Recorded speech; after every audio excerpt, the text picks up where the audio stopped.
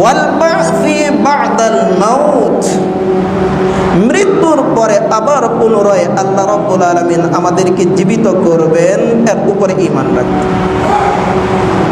মৃত্যুর পরে আবারও আমাদেরকে জীবিত করবেন, এর উপরে বিশ্বাস যে রাখবে না সে বেঈমান। এর উপরে বিশ্বাস রাখাটাই হচ্ছে ঈমানদারের পরিচয়।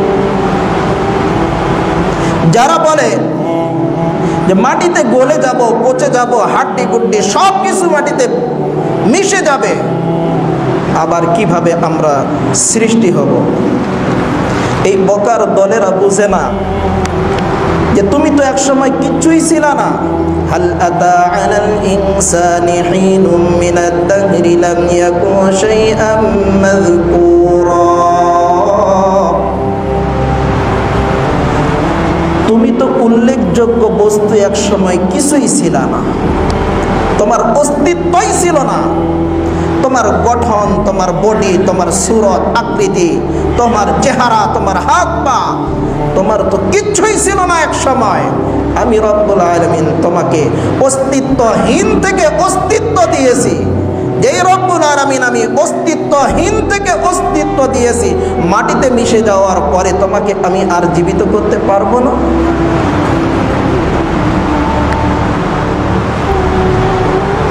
এই কথাটা যারা বলে মাটির সাথে মিশে যাব, হাড্ডি গুড্ডি সবগুলো মাটির সাথে বিলীন হয়ে যাবে, আবার কিসের জীবিত হব, আবার কিসের কিয়ামতের দিন উঠব, এর উপরে যারা ঈমান রাখবে না, বিশ্বাস রাখবে না, তারাই বেঈমান। বনি ইসরাইলের একটা ঘটনা মনে পড়ে গেল।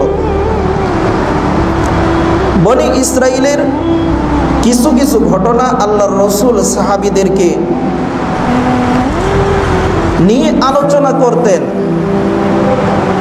সাহাবীদেরকে নিয়ে আল্লাহর রাসূল বনি ইসরাইলের কিছু ঘটনা শোনাইতেন, যাতে করে সাহাবীদের ঈমানের ভিতরে তেজ আর পাওয়ার পরে।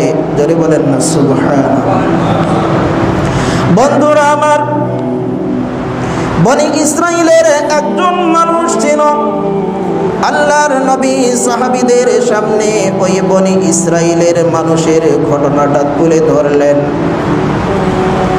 আল্লাহর নবী সাহাবীদের সামনে বনি ইসরাইলের ওই লোকের ঘটনাটা বলতে শুরু করলেন।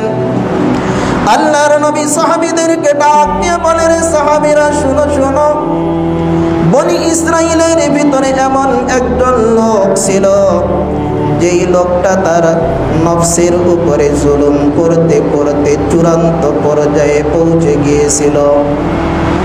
গুনাহ করতে করতে জীবনটাকে শেষ করে ফেলেছিল।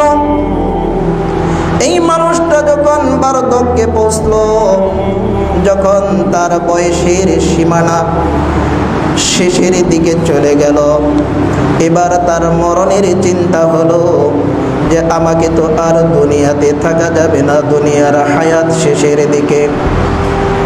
এই জন্য ওই বনি ইসরাইলের লোকটা তার সন্তানদেরকে ডাক দিল, রে সন্তানেরা শুনো শুনো। সন্তানদেরকে একত্রিত করার পরে এবার ওই বনি ইসরাইলের লোকটা সন্তানদেরকে ওসিয়ত করতেছে, এই আমার সন্তানেরা শোনো শোনো, তোমাদের জন্য আমি অনেক জায়গা জমি করে গেলাম, তোমাদের জন্য আমি অনেক টাকা পয়সা অর্থ করে গেছি, তোমাদের জন্য অনেক আমি কল কারখানা ইন্ডাস্ট্রি করে গেলাম। তোমরা আমি মারা যাওয়ার পরে এই জিনিসগুলো তোমরা উপভোগ করবা, তোমরা এগুলো বন্টন করে নিবা, তোমরা এগুলো বন্টন করে নিবা, তোমরা এগুলো নিবা, আমার কোনো আফসোস নাই। আমার সন্তানেরা রে শুনো, আমি যখন মৃত্যুবরণ করব, আমি যখন মৃত্যুর কোলে টোলে পড়ব, আমার একটা ওসিয়ত শোনো। সেই ওসিয়তটা হলো, আমি মারা যাওয়ার পরে আমার লাশটাকে তোমরা গোসল করায় দাফন কাফন করবা না। বন্ধুরা আমার, গভীর মনোযোগ দিয়ে শুনবেন। সন্তানেরা বলল, আব্বাজান, নিয়ম তো হলো গোসল করাবো, কাফন পরাবো, সুন্দর করে মাটির ভিতরে দাফন করব, এটাই তো হলো নিয়ম। কিন্তু আপনি বলতেছেন আপনাকে গোসল করাবো না, দাফন কাফন করাই কবরে রাখবো না, তো কি করব?